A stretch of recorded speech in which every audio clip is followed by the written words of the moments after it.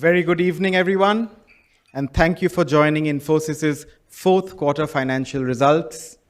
My name is Rishi, and on behalf of Infosys, I am delighted to welcome all of you at our campus today.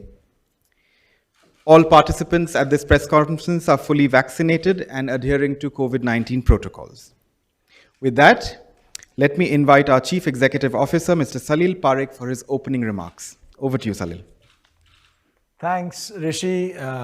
Good afternoon, good evening. Welcome to the campus after a long time. Good to see all of you here and good to see all the energy in the room. We've had an exceptional year this year with an annual growth of 19.7% in constant currency terms. This was the fastest growth that we've had in 11 years.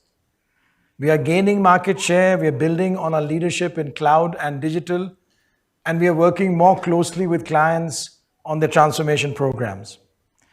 Growth was broad-based across business segments, service lines, and geographies. Each of our business segments grew in the double digits. US and Europe grew 20%. So very strong performance all around. Our digital revenues now account for 59.2% of our company, and they grew at 41.2% for the year. Within digital, our cloud work is growing faster, and our Cobalt cloud capabilities are seeing significant traction with our clients. Our growth has been accompanied by a robust operating margins at 23%.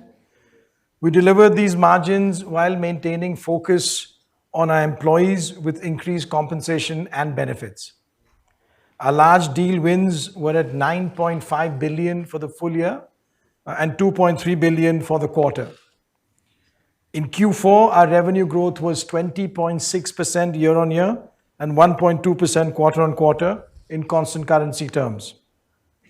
Our industry-leading performance in FY22 would not have been possible without the enormous contribution and commitment of all of our employees. I'm extremely proud and grateful for their extraordinary efforts in delivering all the work for our clients. We recruited 85,000 college graduates in this financial year.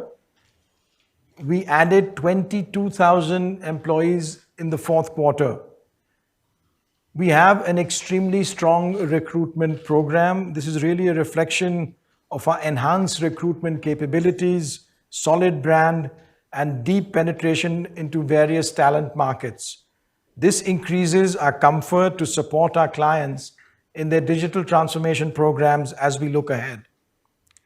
Our sustained momentum in FY22, large deal wins, robust deal pipeline, and client confidence in our capabilities give us comfort to provide a guidance of 13 to 15% for growth in financial year 23 in constant currency terms.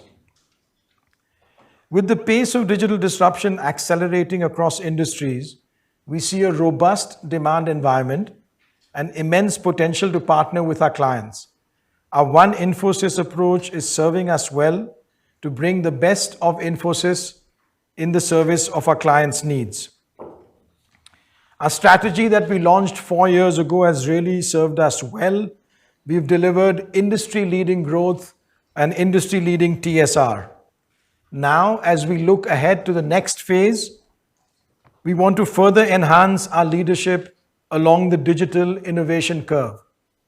We plan to expand our capabilities by scaling our cloud capabilities even further, expanding our digital work, expanding on our automation, increase relevance with large enterprises and the technology native companies, and strengthen our employee value proposition.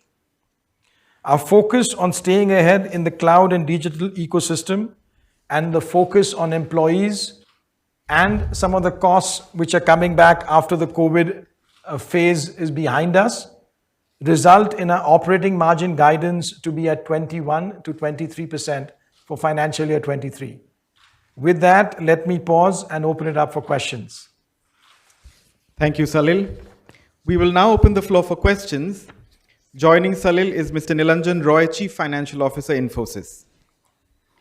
As always, ladies and gentlemen, we request you to ask only one question each to accommodate everyone over the next hour. And with that, I'm going to ask the first question from Reema Tendulkar from CNBC TV 18. Reema has sent her questions to us. One question for Salil and one for Nilanjan. Salil, you started FY22 with a guidance of 12 to 14% and finally ended with a 19.7% growth for FY23.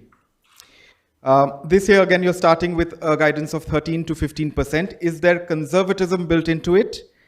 And the macro environment is far more uncertain now. Economists are bringing down their GDP forecasts. Do you see any impact on technology budgets as your clients face a squeeze? And for Nilanjan, what led to the sharp 200 BPS margin decline in Q4? Your guidance in 21 to 23% is also lower than the 23% that you closed FY22 with. What is the reason and what about pricing? Do you see pricing being key in margin levers? Thanks, Rishi. I think the first question, let me start off with that. We see the demand environment to be robust today. Yes, the macro environment, there's a lot of talk going on, but in our pipeline and in the work that we're doing in digital and cloud, we see a clear demand with our client base. Based on what we've had in terms of large deals, 9.5 billion in FY22, 2.3 billion in the fourth quarter, 40% of our large deals being net new, 48% in the fourth quarter. And what we are seeing in our pipeline going ahead gives us good confidence that this is the guidance in which we start the year at 13 to 15%. As the year progresses, we'll see what the various forces are that will play into all of this.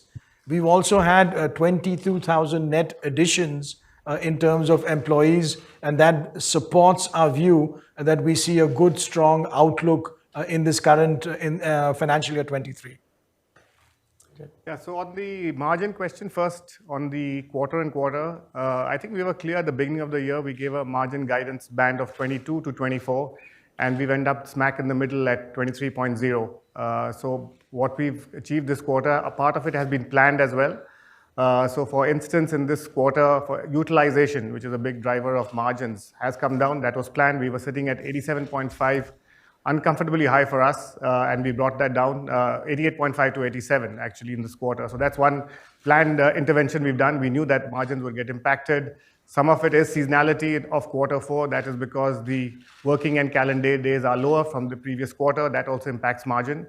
And some of it has been some headwinds on the revenue side. We've taken a specific commercial contractual for a client provision, which we expect to recover in the times ahead. But overall, I think we've added 22,000 people in this quarter as well, as Salil said. And this is looking ahead for the demand environment, and some of that cost pressure of cost tails in the quarter ahead. But like I said, we're very, very comfortable where we are for the year at 23. Looking ahead 21 to 23, we have seen what we want to do, as Salil talked about. This demand environment is very, very robust, making upfront investments behind talent, both in terms of getting freshers in early in advance, also looking at where we can invest ahead at the points which Salil talked about. So I think we've seen the success of that in 2019 when we made these investments, and the last 4 years have been a tribute to that of the market share gain as well. So that is one part of the margins, and of course the second part is travel will come back. We've seen that already, some of the facilities costs as people come back to work. Those were the tailwinds due to COVID on the margin side, and some of that will return to norm. And therefore, 21 to 23 is a comfortable band which we think we can operate in, and builds in both of these impacts as well. Thank you. I'm going to move to the questions to our journalist friends who are present here, and then return to some of the questions we've received from broadcast media on text. So I'm going to go to the Economic Times. Sai Ishwar joins us in person. Sai, why don't you ask your question? Hi, sir. So could you tell us, like, recently in a brokerage event, you said your platforms and products and platforms business is doing well. So could you give us some color on what's happening there? Also, could you give us like overall percentage of what percentage of your revenue is from the platform business? And also talking about this recent influx of GCCs in India from global MNCs. So have you entered into any partnerships recently? And do you see that also aiding revenue or expanding your partnerships with global companies?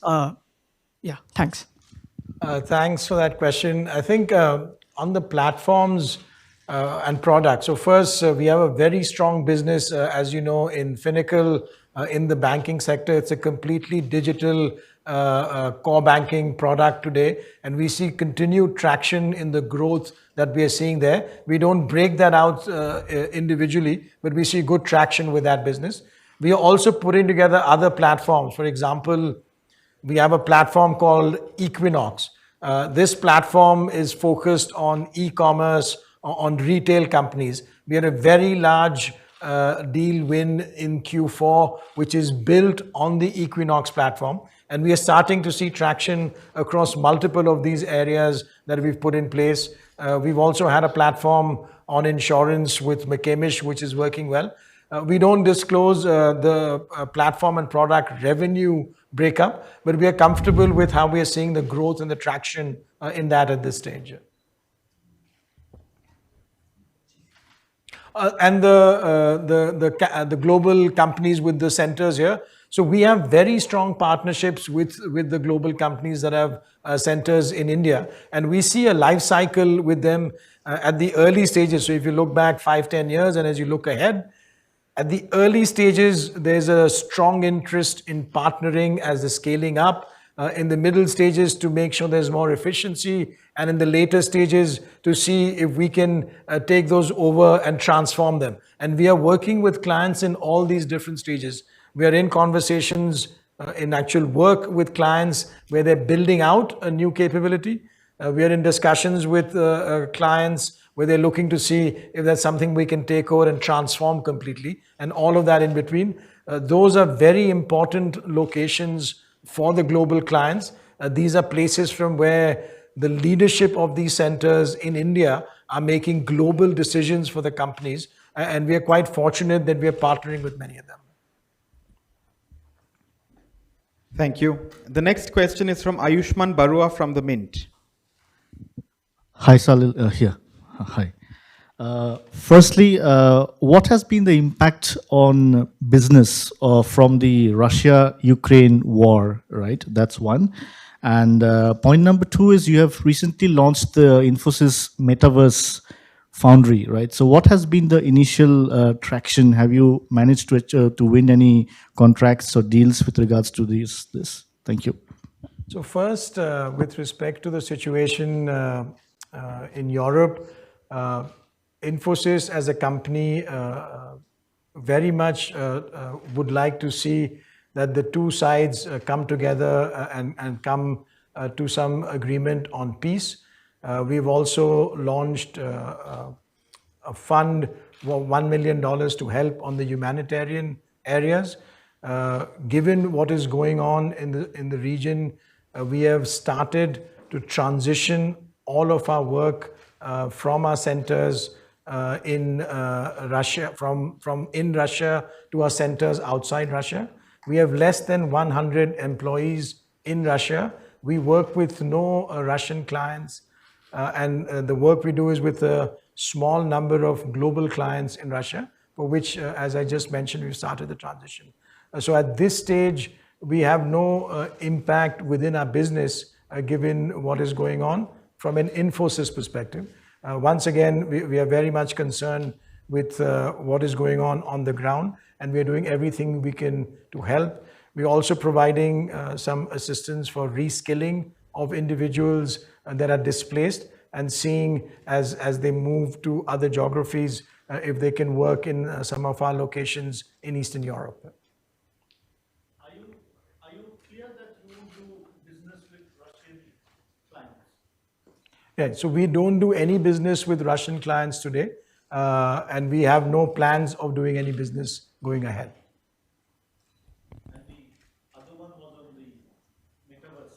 The metaverse has been an incredible launch. I'm glad you mentioned it. So we have created an ecosystem, a metaverse foundry, which was launched a few days ago. We are already in active discussions with several clients to start to see how they can use it. There are examples, whether on AR, VR, there are examples that we are already using. For example, the work we do in supporting ATP. There's active work in the manufacturing segment because there's a lot of use within the metaverse of what is going on in supporting, whether it's training, whether it's security, whether it's safety procedures. So a lot of discussions. We are excited about it and our clients are excited about it. Thank you. The next question is from Chandra Ranganathan from Money Control. Hey, Salil, Nilanjan. I have questions for both of you, so please bear with me. Salil, the Q4 numbers, I think Reema covered it, but it's still below what the street was estimating. So are these one-off factors? Because Q1 you typically have a strong start to the year. So are these one-off factors? Will you sort of regain momentum because you don't have the mega deals that you had that cushioned you in the a previous fiscal? I also wanted to ask you about, the whole controversy. First of all, the whole controversy around Russia. You recently closed your presence there. There are also questions about Akshata Murthy's stake in Infosys. Well, I know you have nothing to do with it. Are these discussions happening at the board level? Are clients asking you about it because North America and Europe is where you get a majority of your business. So how serious are those concerns? Questions for Nilanjan. Attrition has zoomed to 27.7%. TCS is still at 17%. So do you see this getting worse in the coming quarters before it gets better? What are you doing to rein in attrition? And if you can give us numbers in terms of the number of freshers hired in the previous fiscal and your fresher hiring target for this fiscal, if you can, break that down for us. Thank you. Thanks, Chandra. I think on the first one, we had very strong volume growth in Q4. As you mentioned, this is a one-off, as Nilanjan was sharing with a client, which relates to a contract situation. We fully expect that this will be reversed in the coming quarters. We see very good momentum into our business as we look ahead. Our view is with the guidance we've given 13 to 15% growth and the fact that we have a significant new number of recruits in Q4 22,000, we have clear understanding that we are in a good place and the growth there is working well. With respect to the discussions in the UK, we have no comments to make on any individual shareholders. Our approach on Russia, I just outlined, we are transitioning our work from Russia and we have a real concern for what is going on the ground, and we are providing humanitarian support and help on that. Decision to cease operations in Russia came on the back of that controversy. That's why I'm asking you. Since she's part of the promoter family, is this a concern? Has it been taken up at the board level? So there again, I have no comments to offer on any individual shareholder with the company. Our approach has been driven essentially by what we see the work that we are doing in that location, how we have to manage the delivery of that work, and what are the implications to our employees that are in that location. Those were mainly the factors that we looked at, and that was a discussion that we had within the management and the leadership team. Yeah, just to add to Salil's point, I think in Q4, if you see our year-on-year, we ending the year at 20.6. The full year is 19.7. It's very important not to get fixated just on the quarter. So our exit velocity is very high.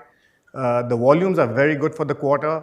There is some seasonality on the revenue line as well, which I talked about. But I think overall, that's giving us the guidance. I think 13 to 15. I don't recall in the last 10 years if we've given such a guidance, Salil. So I think that's something as well. Your questions were on attrition as well and the fresher hiring. So in the last year, we've hired 85,000 freshers across both globally and in India. And the year before, I think that was the pandemic year. I don't think there was many hires, maybe a few thousands. And we are planning to do upwards of 50,000 at least. And we will see how that plays out. But that's just initial. And the good news is we have these two bright gentlemen who have mastered the art of off-campus recruitment. Earlier, the engine used to just be go to the campus, and we used to actually not have any flexibility in our volumes. I think today we have that flexibility to ramp up volumes anytime. And I think this year, I mean, we had no idea that we would be able to service a 20% demand, right, with a limited fresher set. So that's working very well. Attrition is 27.7 on a LTM basis, which is last 12 months. Actually, attrition for the quarter has come down by close to 5%, both in percentage and in absolute headcount. So we talked in last quarter, attrition had actually stabilized. And in this quarter, we are seeing both as a percentage for the quarter. Of course, the tail effect being, you're seeing it on an annual basis, will continue to climb. But the good news is we've seen some of the stability. And hopefully with the interventions we are looking at, and with the 1st April comp hike planned, we should continue to see some improvement in that. Thank you. Swati, if there's time later. The next question, later. Chandra, we'll have to come back to you. There are a lot of people, sorry. The next question is from Reuters News, N. Sethuraman. Sir, could you please be more specific about like what exactly was the business in Russia and like what exactly are you moving out? And you said like there's no impact on ops. So if there was no impact on ops, like what was the work earlier being done in Russia? And what is the impact of Finacle? Because like you had been working with some clients for Finacle in Russia. Alpha Bank was part of it, right? Like there was a blockchain environment that was created a couple of years back and it was tested. And what's the update on that? And you said that like there's no plan to work with like clients going forward in Russia. So which means that like so there are a lot of major banks there like under sanctions. So what would be the impact of your financial services and banks business if you are moving out of the region? And like because it's all interlinked, right? Like in Europe, could be more specific about like those ops that you're moving out? And could you please also help me out like what like how many resources were there in place in Russia, and like what exactly is a plan for them? Is there any sale you are considering for the Russia ops? I think it's not a subsidiary, 100% subsidiary for you. So thanks for the question. I think the work we do is for a few of our global clients that have operations in Russia. We have less than 100 employees in Russia working with our clients. We are in the process, we've initiated how we can transition some of that work, all of that work outside of Russia. We have no work with any Russian client today, and we have no plans for any work with any Russian client going ahead. So we have no work with any Russian client today, and no plans for any work going ahead. Finacle, of course, works with companies, but not in Russia. So they work with banks all over the world, but that market was not a market that we were servicing in the past as well. So we have no active clients in Russia and no plans for any more clients there. There are less than 100 employees. There are less than 100. I think probably less than what there's in this room. Thank you. The next question is from Rishabh Shaw from Deccan Herald.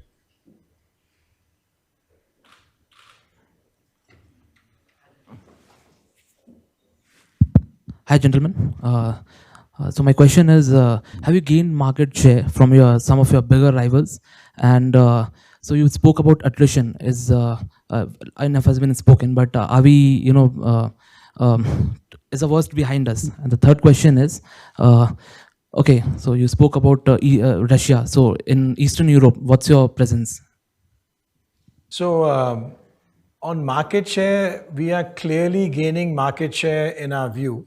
At 19.7%, from what we understand, we are one of the fastest growing All of this growth was based on an organic basis, and we see the tremendous traction we have with clients that gives us an increase in the market share. On attrition, as Nilanjan shared, in the quarter, the attrition was about 5 points lower than in the previous quarter. And everything we see gives us a view that attrition is coming more and more into the range that we would become comfortable with. We will see how that progresses. We are actively working on many of the initiatives that are helping on this. Thank you. The next question is from Uma Kannan from the New Indian Express. Congrats on a strong execution in the quarter, and it's fantastic to see you all in person here. Yeah, my question is, considering the present geopolitical risks, since you have presence in Eastern Europe, are you planning to increase local talent there? Since you were talking about skilling there, so are you planning to increase there? And my next question is on workforce. Are you facing any challenges in terms of A, retaining employees, and B, bringing them back to base locations? Thank you. So in Eastern Europe, putting aside the geopolitical point that you mentioned, I think we have a plan of expanding in Eastern Europe. We have strong locations in multiple geographies. We are growing all of those locations. We had an approach, as you know, over the last few years for localization. And in that light, we've already expanded quite significantly, whether it's Poland or Romania. And we will continue to expand in the Eastern European geography. We have the work that is done there is really strong, and we believe that will continue to expand. The second one was? Challenges in terms of retaining employees and bringing back employees to base locations. There, as we were both mentioning, our approach to attrition, our approach to employee engagement, we're making huge changes there, and we're seeing increased numbers internally on what we track with employee engagement, employee connect.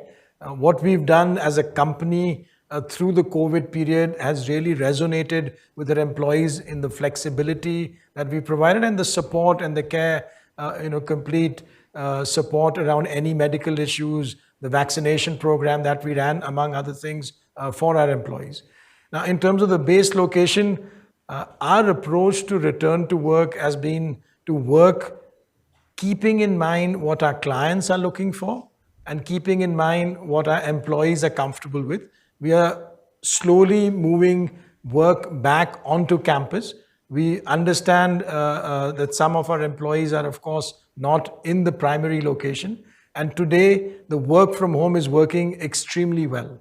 So what we build as we go through the next several months and quarters will be with that flexibility. There's a tremendous advantage to the employees with the flexibility, and we will keep in mind what our clients are looking for. There are certain requirements within some clients and some industries which will require some of those teams to come back sooner.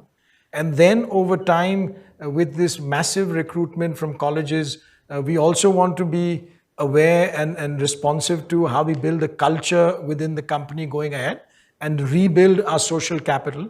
But all of those will be done in keeping the best interests of our clients, employees, and the company in mind. Thank you. Salil, Nilanjan, I'm going to read out some questions we've got from some of our media friends who haven't been able to join us physically. We have about 5 or 6 journalists who sent questions. The first in the order is from ET Now. And the question is, the reported numbers on top line and margins are below street expectations. Was there a delay in execution? And on TCV pipeline, should we continue expecting a range of $2 to $2.5 billion going forward? Or is there a plateauing of deal wins? So let me start with that. I think on the full year, as we had shared earlier, and Nilanjan mentioned, we have tremendous growth at 19.7%. and the margin at 23%. So very strong execution all around. For Q4, as Nilanjan shared and I shared, we had one-off instance which was related to contractual situation.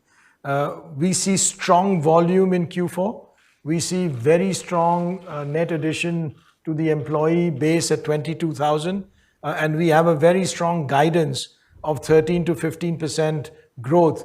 So all of the factors give us a view that we see good traction in the market with our clients, and we continue on with that execution. Thank you.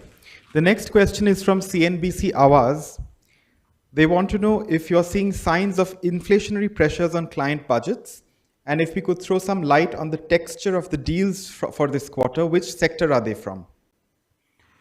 So on the inflationary pressure, I think what we see with clients and what we see in the environment all around, we see most industries are facing inflation in their own businesses, and they appreciate and understand that we also have wage increases and other aspects to our business that have been put in place.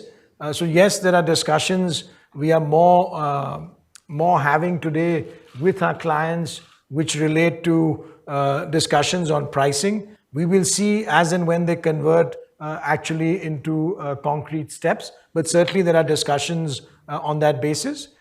In terms of the deals, we had a good spread across all of our sectors. We had 25 large deals in Q4, spread pretty well across most of our business segments. Thank you. The next question is from Bloomberg Quint from Sajith Mangat. He has one question for Salil and one for Nilanjan. Salil, with Infosys ending the year with nearly 20% dollar growth due to the FY21 base effect, and with the kind of order book we closed the year, what is the challenge to replicating a similar growth rate in FY23? And for Nilanjan, the margin band maintained at 22 to 24%. What is the big challenge to the margin given cost pressures? What are the levers to ensure you're at the upper end of the band? On the growth question, I think we've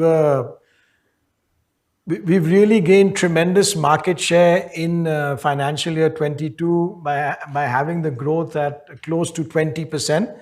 We can see that in the way our interactions are working with clients. We can see that in the way we've done on various analyst ratings. We can see that in the way the perception of the company is positioned vis-a-vis digital with our clients. We've given a strong guidance of 13 to 15%, and we look forward to executing on that with our clients' support and trust, and with the work of our employees. So on the margin, I think the guidance somebody mentioned as if it's been maintained at 22 to 24. It is actually 21 to 23 firstly. So like I mentioned earlier, as we look ahead into the year, we are very clear there's a very robust demand environment which we need to capture. And this also calls for investments to be made upfront. We already talked about utilization, putting freshers early into the mix, hiring 22,000 freshers even before we start next year. And some of the other headwinds of the pandemic, which we enjoyed in a way as a tailwind, which was the travel, which was also facilities, etc. And some of that will come back. We, of course, have a very strong cost optimization program, which we run throughout the year. This is elements of on-site offshore mix. As you all know, it's about the pyramid. It's about automation at scale. We've put bot factories across all our delivery lines. So these are reusable resources and assets which we can deploy into many of our fixed price projects. Subcontractor costs, which were a massive headwind for us. And my friends here will going to solve it from a recruitment team this year to get us a tailwind on subcontractors. So 21 to 23 is a margin band we are comfortable with. And like I said, pricing is another element we are talking to our clients. Of course, this is a much more longer term discussion because it only happens largely when it's renewal. But we can go and start pushing for things like COLA, change requests, etc. But that's something which we really are trying to press the pedal on with our sales folks. And I don't see them. I see one gentleman, just me here. But that's a very, very important part of next year's strategy. Thank you. We have a couple more questions on attrition and client spending. I'll just read it out. This is from Z Business. We have seen attrition levels rising across IT companies, and it has been similar for your company as well. When do you see this easing, and what's your strategy to control? And on the client part, how do you see client spending for FY23, and in which vertical do you see the highest spending coming? So on the attrition, we've already given a view on it. What we see today is attrition having come down 5 points in the quarter. We also see, as we look ahead, many of the initiatives we've put in place, whether it's greater employee engagement, the compensation reviews, different ways of people working on projects, different rates in which we go through various career progressions. All of those, some of them starting to have impact now, and some over the course of the next few quarters.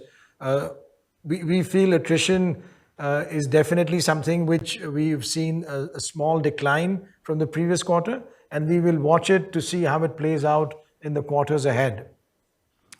In terms of the client spend, we see today our pipeline is actually very strong. We see in all of our discussions, clients are more and more ready to spend, much more focused on the cloud area, very much on the data analytics business, on IoT, and lots of discussion on automation, which also has impact on cost and efficiency. So in all of the elements where we have strengths, we see good traction with client discussions and client spend. Thank you. The next question is from Shivani Shinde from Business Standard, and similar to the Russia-Ukraine conflict. What is the impact of Russia-Ukraine conflict on Europe business, and do you see any reservations or step back on spends? And for Nilanjan, two quick questions. What are the plans on getting people back to office? And in addition to Chandra's question, Shivani has asked, compared to Q3, this quarter looks soft. Can you give some more color? So on the first point, the clients that we are working with and we are interacting with in Europe today, we don't see any impact of the situation between Ukraine and Russia directly with those clients. We will wait and watch how that plays out. But in our pipeline today, in our discussions today, we don't see any change to what they are doing with the projects they're thinking of, with the transformation they're looking at, with the cost and efficiency they're looking at. Yes, on the return to work, we have a 3-phase plan. In fact, we've rolled it out in April itself. So the first phase is people who are in their home locations.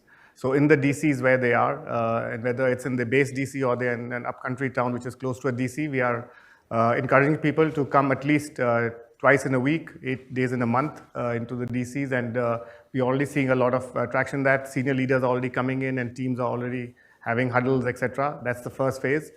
We are also now encouraged, and as part of phase 2, encouraging people who are outside their DC towns to start making preparations over the next few months to see if they can come back into the base DC. This is again based on the individual circumstances, etc. And then over a longer period of time, we are looking at the more hybrid sort of work. Of course, that will depend on clients, it'll depend on the regulatory environment and a number of other considerations. So this will be a phased approach, and we are seeing it really each quarter. What percentage are currently Currently working from home? From office, I think we are about 95% are remote, and about probably 5% at tops are, if I'm not wrong, yeah. Thank you. The next question is from Shilpa on similar lines. Infosys' attrition has gone up to 27.7% from 10.9% in the last 1 year. Despite all the measures put in place, it's a tight talent market. Do you see a downward spiral in the coming months? And the second question is the subcontracting expenses have gone up substantially to 16,000 crore from a little over 9,500 crore in the last 1 year. How are you revisiting the employee pyramid when there is a steady ramp up in subcontractor costs impacting margins? On the attrition, what we see today is in Q4, our attrition is down by about 5 points from the previous quarter. We also see that many of the initiatives that we've put in place with regard to employee greater engagement, compensation, rotation of work, career progression, those are already starting to have an impact, and we anticipate they'll have an impact over the coming quarters. So we believe we have several of these initiatives in place that will help us as we go ahead. What was the second? The second was on subcontractor costs. You want to do that? Yeah, I can do it. Just to add to Salil's thing on attrition, I think firstly, it's important to understand is we are in an environment where demand is chasing supply. I mean, this is an industry to be in, right? If you're in this industry where actually supply changes demand, you have 10 times worse problems. So that's, in a way, a good problem to have. And the way we have to fulfill this demand is through freshers, right? Otherwise, attrition is rotational. It is zero. It's a net zero game. My attrition is somebody else's lateral and somebody else's attrition is my lateral. So end of the day, as the freshers feed into this entire system across all companies, we've put 80,000. There are larger players, somebody who's put 100,000 plus. So once these freshers feed in, they take 3 to 4 months to come into production, etc. And that's the time you will start seeing this benefit of this coming into the overall macro environment of the hiring market as well. Now, until then, you have to make sure that you are also meeting that demand and not leaving demand on the table, right? Which is why you go for subcons. You, of course, have to pay higher for lateral compensations, etc. But like I said, this is an opportunity to grab demand. These are deals which are going 5 years, 7 years. You don't want to leave them on the table because you're not able to fulfill them for a year. And so I think over a period of 6 months, etc., definitely with freshers coming into the entire industry, and you will see a moderation of this from a more macro perspective. And subcons is one of them where we're already seeing a plateauing of our subcon costs. I think the last quarter and this quarter, and of course we have plans as part of the year, this will definitely ramp down. Thank you. We've covered all our questions from our friends from media. Chandra, I can give you time for one more question, and I have one more question from Economic Times on text. Okay. Swati, one question, please. No, just one, Chandra, please. Either you or Swati, one question. Okay, So sure. I want to ask more about the metaverse, which you said. I mean, when we spoke to Ravi last, I think couple of months back, he told about you are in conversation with a lot of clients. But how are you actually looking at it? Is it going to be a separate service unit? What is the scale of people working here, and any metrics you can share? Internally, are you looking at any metrics to measure? Because suddenly everyone is like talking about metaverse and actively looking at, in talks with clients to like take this forward. Yeah, so the Metaverse Foundry launch was a huge success for us. What we have are a set of assets which form a part of this Metaverse Foundry. These are ways in which we can help our clients as they are considering their journey into the Metaverse. So let's say there are different segments. In the manufacturing segment, there are clients who are considering how they can use this in terms of replicating actions on a factory floor, on training, on various areas. Where you're in retail, people are looking at the metaverse concept to demonstrate various aspects of their products, to engage with the new customer who is more present in the metaverse.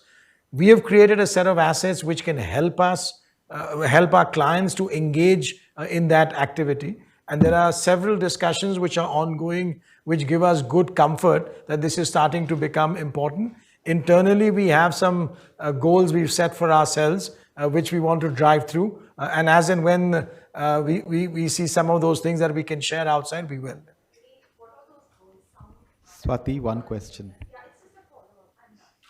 Yeah, so those are internal goals because we see some of the things that we have in place there are giving us tremendous traction. We will also have this as part of the living labs that we have in different locations all around. We will also have this when we do events with clients, we have a way to showcase some of this. And so it's starting to come into it, but there are some internal goals we've set for this. Thank you. Salil, we have just a couple more questions. One is from the Economic Times. Surabhi says, could you talk about a bit in detail about the demand environment and client spending in the coming year, especially where, where is the demand coming from, which verticals, given the COVID situation and the geopolitical situation? And also, is the 20% growth reported this year, is it sustainable or a one-off? And what would you attribute this 20% growth to? So on the demand environment, we see good demand across many industries, and there are different dynamics in each of the industries. So you look at high-tech businesses, they're looking to really connect with their customers in a different way, in a faster way, and we are part of that. They're trying to rework their supply chains given all of that's going on globally, and we are part of those discussions. We see good demand in financial services, which is our largest industry segment. There, we are part of areas where this is really an ops and tech transformation programs where clients are looking to have someone who can help them with the transformation of their operations while we infuse technology and create a modernized estate for them. We have good demand in the manufacturing segment where we see clients looking at leveraging the IoT infrastructure, leveraging what is going on with the cloud and the data center evolutions. So the demand is broad-based across many of our industry segments today, and we see that looking good in terms of our pipeline as we look out to this financial year. Thank you. Second part was? The second part was on the 20% growth. Yeah. So the growth, I think we see clearly that we've got a very good traction with our clients, and we are gaining market share. And we anticipate and hope with the new phase of expansion of capabilities in cloud and cobalt, in automation, in the new digital tech companies, that we will continue to gain market share as we go ahead. Thank you. The last question is from CNBC once more, and Rima asks, you alluded to an impact due to a client contract which you expect to get reversed. Can you quantify the hit on revenue and margins due to this? At this stage, we won't quantify any of those specifics within that. As Nilanjan shared, and as one of the questions earlier mentioned, it's a one-off contractual impact. We see very strong volume growth in Q4, and we see 22,000 new employees joining, good demand going ahead, and a good growth outlook with our guidance at 13 to 15%. Thank you. With that, we come to an end of this Q&A session. We thank all our friends from media who are here in person and who've sent us questions for being part of this press conference. Thank you, Salil, and thank you, Nilanjan. Thanks. Thank you, Thanks, Rishi. Rishi. Thank you, everyone, for joining Thank us. you. Thanks. Nice to see you. Before we conclude, please note the archived webcast of this press conference will be available on the Infosys website and on our YouTube channel later today. Thank you once again, and please join us for some high tea outside.